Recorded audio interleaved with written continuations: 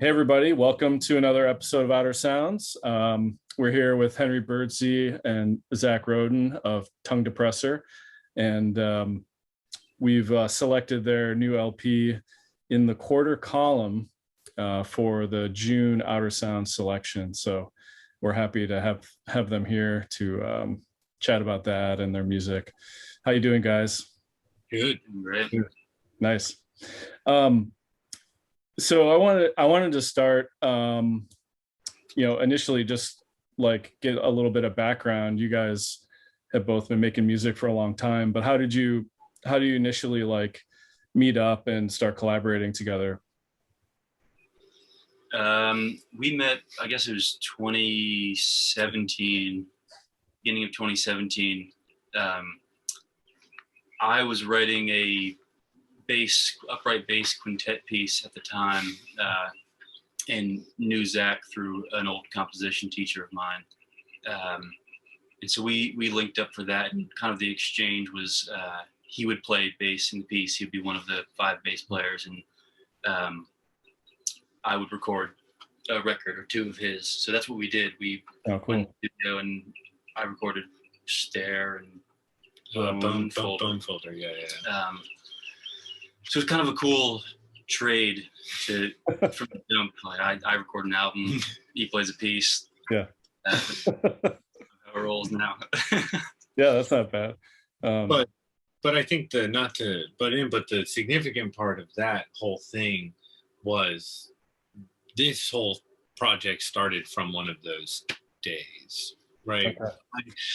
I was gifted a fiddle by a roommate of mine who had it since middle school or whatever, and we had like, maybe it was the last day, it was like there was some time left in the studio, and I was like, oh yeah, I have my fiddle in the car, whatever, and he was like, oh, me too. I was like, man, I really don't know how to play, like he's like, trust me neither. Yeah. So then what we did in the studio was all this like mangled, prepared, feedbacky kind of fiddles in a blender thing. But then afterwards, you graduated, I convinced you to move to New Haven. And then we were like, yeah, those recordings, like those are kind of tight. And then we started like kind of joking about it. And that's what became the first tape. That sounds nothing like anything else we've done. Right. Yeah. So, yeah. So Henry, you were in music school where? I went to Bard College in upstate New York. Yeah. And then Zach, were you ever in music school or just? Yeah, I went to double music school. Oh, nice. I did my undergrad at Shenandoah Conservatory in Virginia, in Winchester, and then I went to Hart up in Connecticut and studied with Robert Black. All bass. Nice. Yeah. So you convinced Henry to move to Connecticut. Nice. Yeah. Now you were like talking about a bunch of things, and it was like, come on. So yeah, it seemed like the sort of genesis of Tongue Depressor, you guys were kind of focusing on like two fiddles, and you had a whole series called Fiddle Music, right? And then but it seems like maybe as the project's gone on, you've started to incorporate some other instruments, like the microtonal organ stuff and your bass and pedal steel, and a bunch of other things. Did it kind of just naturally evolve that way as you kept playing together and making recordings? Yeah, we definitely focused on the fiddle stuff first, just because it was like learning something alongside somebody else, and it's easier to work through something if you're kind of doing it in tandem with somebody. Yeah. And we were also playing these things, imagining we were the same instrument. Like we were thinking about them as like functioning as an organ or something. Yeah. So it started there, but then I think we both have interests and ideas outside of the things that we, studied or are trained in. Like, so me coming from a composition background and Zach from bass kind of used those to branch out into other things. And now there's really no laws in this band as far as what is going to be on a record. I think that was like me. I don't think a goal from the onset, but a goal going forward of being like anything's fair game. Yeah, You know, yeah, organ duo, anything, homogenous, any type of combination of things is the goal of being able to translate whatever we do together on right. and cymbal set. Okay, well, it'll sound like us on cymbal. Yeah, It's like some kg level whatever, but right. it's the goal. So it's kind of unending with sheet metal and all this other stuff. So Yeah, I feel like that's the great thing about a collaboration, right? Is you've got your own thing that you're doing solo music, but once you meet with someone else, you can really like, it gives you a space to like stretch out and do things that you wouldn't normally do in your own solo music, or just experiment. So yeah, that makes sense. yeah, I don't think either of us would be playing fiddle right now if we were, if we didn't play together, or I would just be playing in this room. Yeah. But touring on instrument, I think that was also a really crazy thing, just not only starting like a project that we're doing this, but also touring on instruments that we don't know how to play, or Yeah. for a while made it this kind of like, I don't know, it made it more intense playing. As someone who I know how to play the bass, at least for what we're doing, would not be like nervous playing a show, and then you're like sitting here being like, oh man, we got to last for 15 minutes. Yeah, right. It's like that kind of thing, I think shaped a lot of like, we could only literally do volume 1 on Fiddle Music to 6. You can tell that we actually get like much smoother, relaxed, it's like we can actually play glisses smoothly and stuff. So I like that about it too. It's like this constant, we're just always kind of learning trying to figure something out.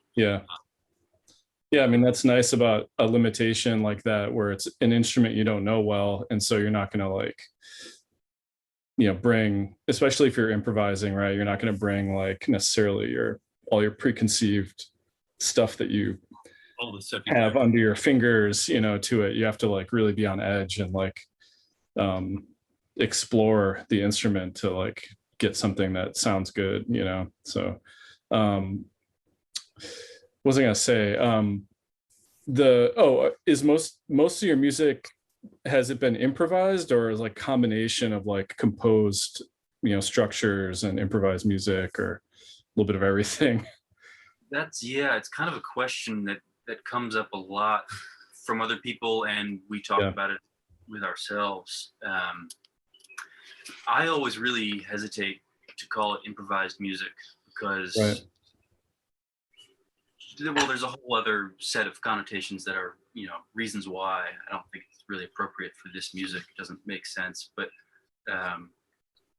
it's more like we improvise in a certain way within a certain language, within a set of borders, and then kind of pull the pieces outward from that. I only play the way we play with you. It's not like it's hard to describe, but it's like there's a center to it, and we're both magnetized around this center. So we work through a lot of music by improvising and not really talking about it in a technical way. It feels, we almost know what the other one's going to do before it happens. Totally. There's no scores, right? And there's very little planning other than a tuning. For at least for the fiddle stuff and the bass and lap steel stuff and the organ stuff is always set against who, like the sheet metal organ stuff worked completely differently than the pedal steel or lap steel organ stuff. So I had freer reign to do this and that. So yeah, it is like we're working within this box that we know the parameters, and that like there's never been like a pizzicato, like we've never plugged in, it's like those kind of like funny drone jokes we kind of like toss around, but there are things that I do here that I would never do with even like Layla or whoever else I play, so it is kind of this unspoken thing where people are like, oh, you guys must like really, whatever, and it's kind of like, no, we're kind of like like interval addicts. We would just like I did the 14/9 thing, and we like make jokes about things sounding psycho, and then just kind of, oh, this week we're doing a bunch of weird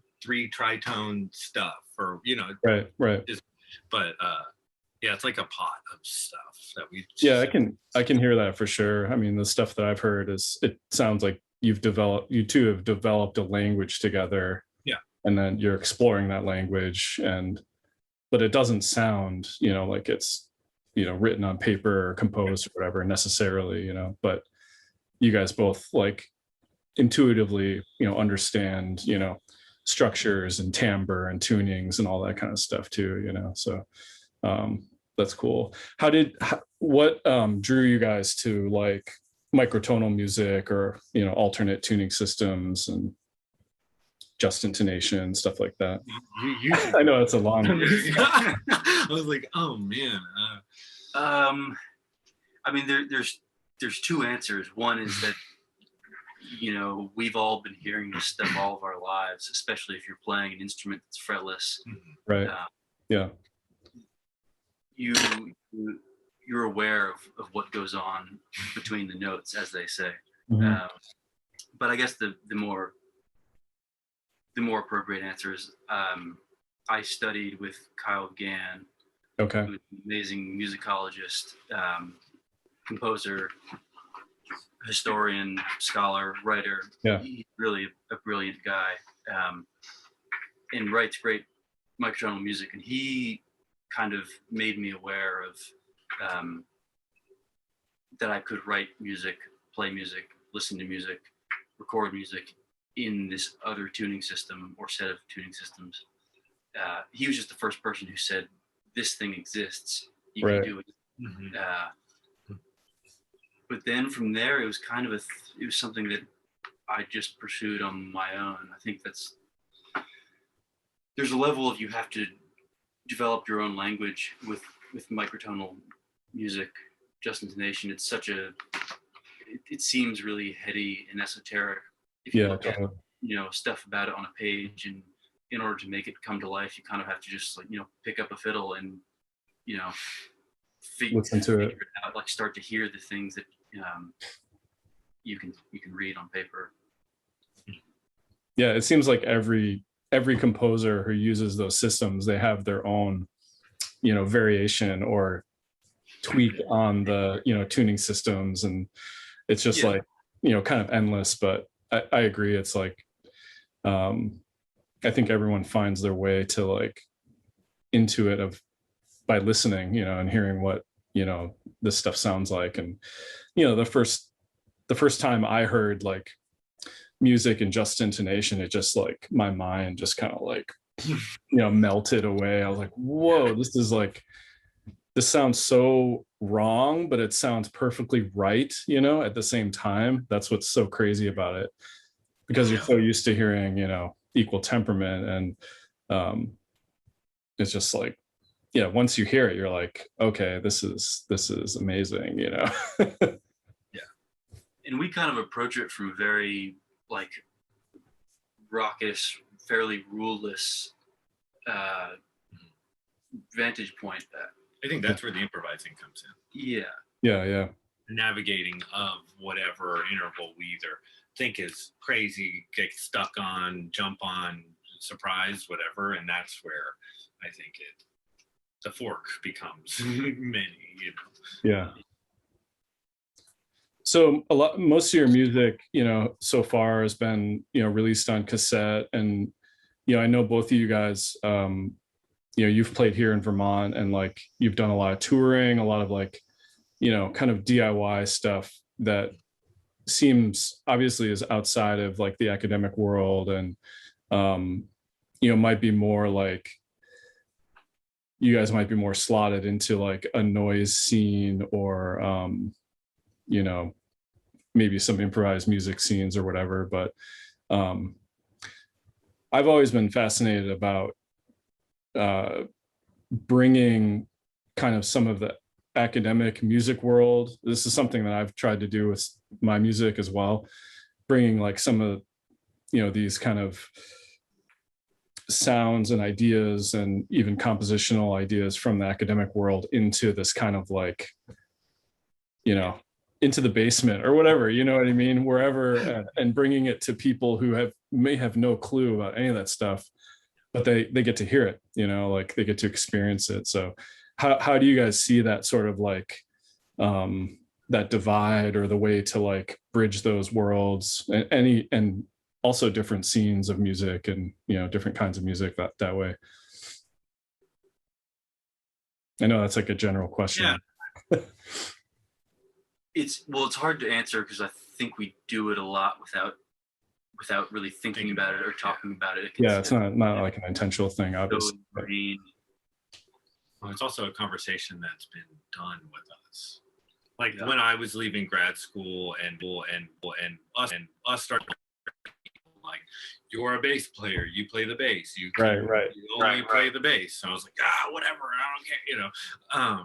So I think that has something to do with it as well, of being like us being from academia on a lot of different levels, and kind of putting this hatchet down and being like, no one's here for this. You know, just because we did this does not mean we can't share a bill in this awful smelling place at your house. Totally. And so I think that's where I think a lot of our interests in like playing really small towns, I think, has been the best shows, because there aren't the people that are like, oh yeah, what are you, what temperament you know, it's like, just like, man, that's kind of crazy. It's like, yes it did, you know. Yeah, I mean, that's the whole thing, is you don't need to, you know, be able to be versed in the languages of academic music or just intonation in particular to be able to like jam this stuff, enjoy it. Totally. So I mean, we're not crusading to make that obvious, but I think it is just at this point ingrained in what we do and how we do it, that we have these backgrounds and kind of took from it what we needed and what we wanted, and now have found a way to repurpose it into something that hopefully is not just for people in academia, but people, you know, anybody, which is why it's cool to have the record on something like Outer Sounds, where who knows where it's going to end up. Who knows whose living room this record is going to be in. Are they going to like it? Maybe. Doesn't matter. Hopefully it'll blow somebody's mind in some small way. I felt the same way. Like, you know, I had gone to music school and sort of, you know, I got tired with that world. So I was like, okay, I want to get out into the real world, or whatever you want to call it. I think because a lot of it was also the music that I was really excited about when I was in music school was stuff that like none of my teachers knew about, you know. Like I remember one time I went to grad school in 1999 at New England Conservatory. So a while back, but I remember we had like a composition seminar, and the teacher was like, bring in a piece of music that you're like really into right now. So I brought in like a CD of like Finez's music, you know, which was like amazing. You know, at the time that was like, you know, amazing computer music to me, you know. And my teacher just had like no idea, no frame of reference, anything. And then same with like, I was listening to Derek Bailey because I was also like improvising, you know, doing guitar improvisation, same thing. I brought that in, and, you know, they said no clue what it was. And I was like, wow, really? You know, like, you know, it wasn't like, yeah, there's like, was no connection between those worlds. So it was interesting, but that's a whole, that's a whole other, I was gonna say, a whole nother can of worms. Want each other and who doesn't want each other for whatever reason. You know, it's like, I think there's also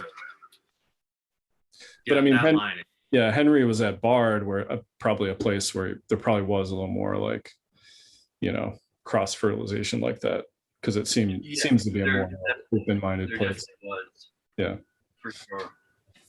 But I think we both came to the point where neither of us wanted to be making music in like a concert hall setting. I didn't want to be playing music for some faceless new music ensemble that didn't care about me or my music, and I don't know them.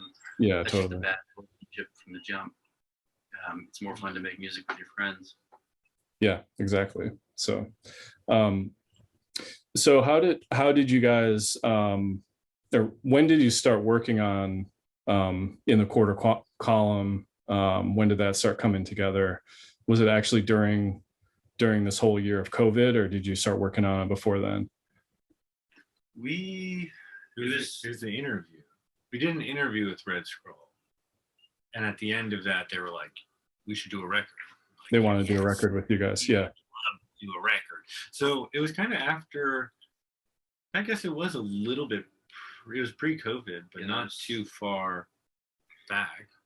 Yeah, I guess the interview with Red Scroll originally, where we talked about it, was in January 2020. Yeah, and then we recorded both the sides of the record in July. Okay. And in a couple days, I think it was maybe within a week. Yeah. Yeah, that is true. It was quick. Yeah. It never takes us very long. We're a one take band. Just get in and do it. Is it like live to tape or computer, or is it you doing any overdubbing or anything like that?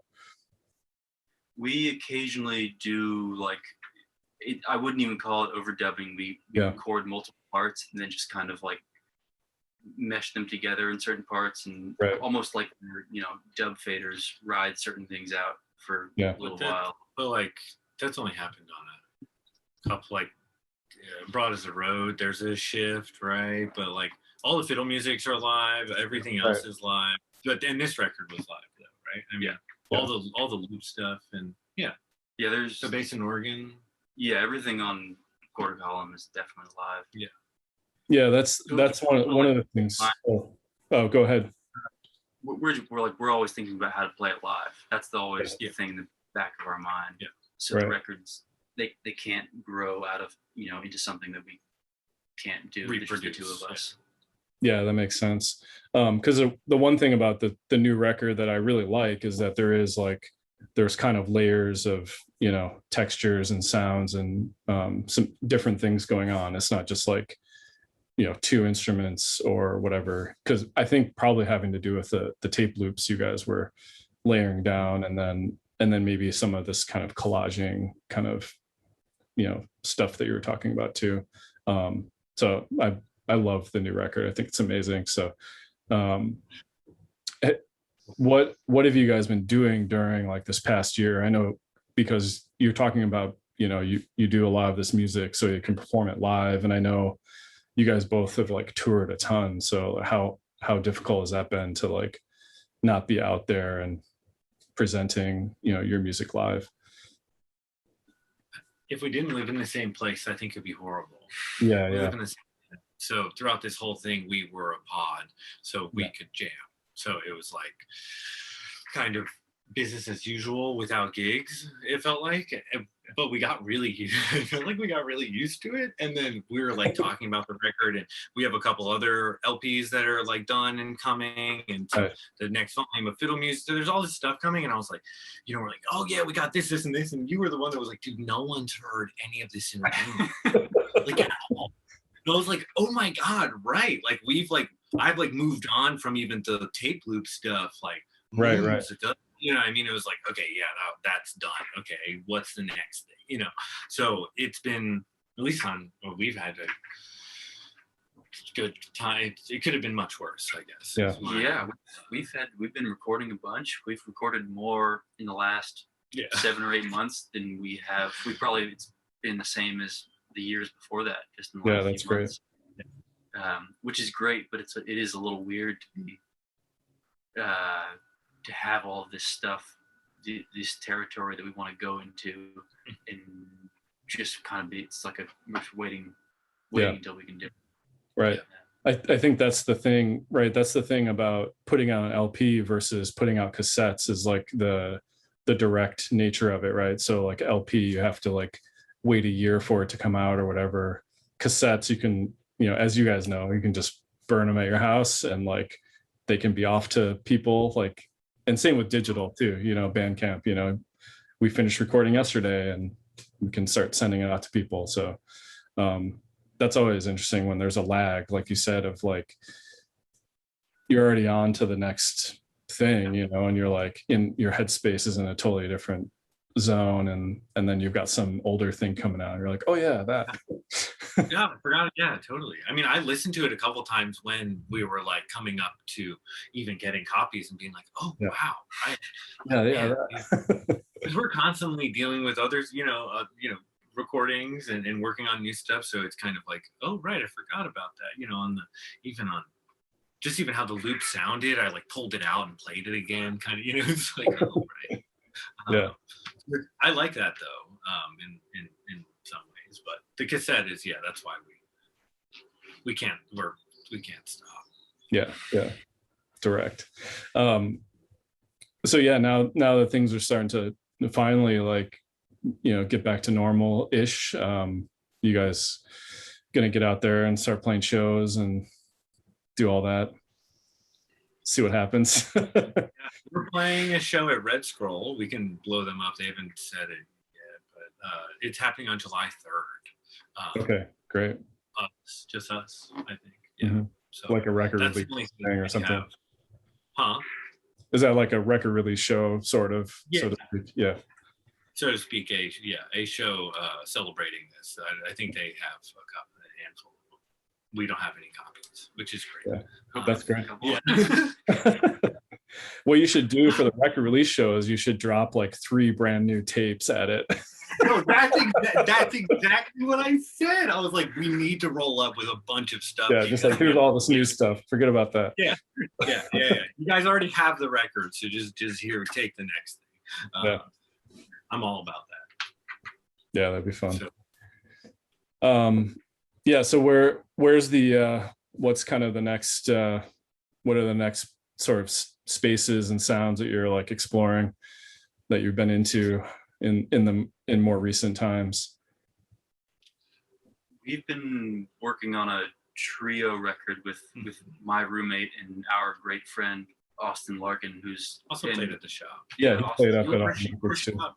Yeah, your shop is the reason why Austin came to our gig in Seattle and then moved to New Haven. Oh, he did. He moved to New Haven. Yeah, awesome. because he was with freaking Dave and Rob.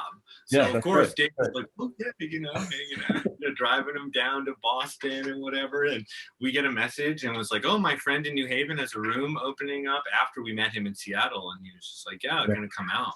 And so that's been exciting, and that's coming out at some point. Yeah, that's awesome.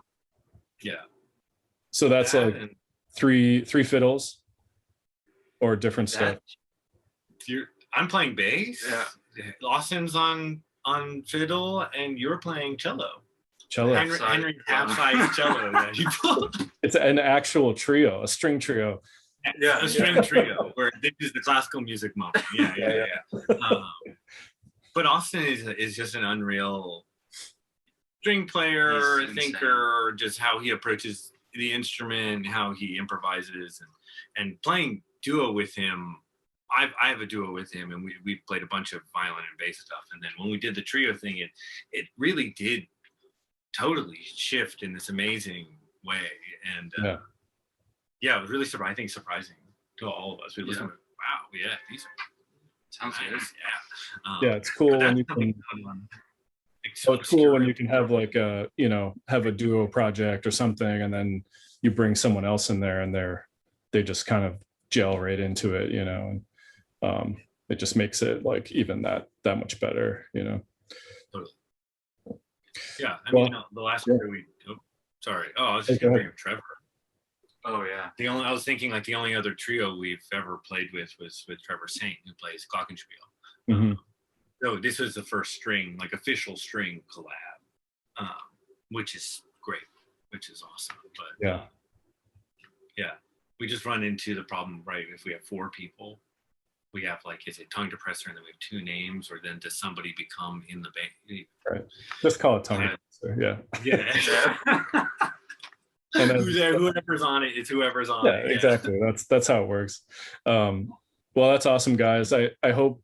I would love to have you guys come up and play the shop again. Love to. Either solo, duo, whatever formation you have. I'm hoping to start doing some music there, maybe towards the end of the summer too. So yeah, just let me know. But yeah, thanks for talking with me, guys. And I love the new LP, and I just mailed it off to everyone a couple days ago, so people will start getting it. And yeah, Yeah, thank you for getting it into some people's hands. I'm fascinated to. I'm just wondering where it's going to end up, and that's why.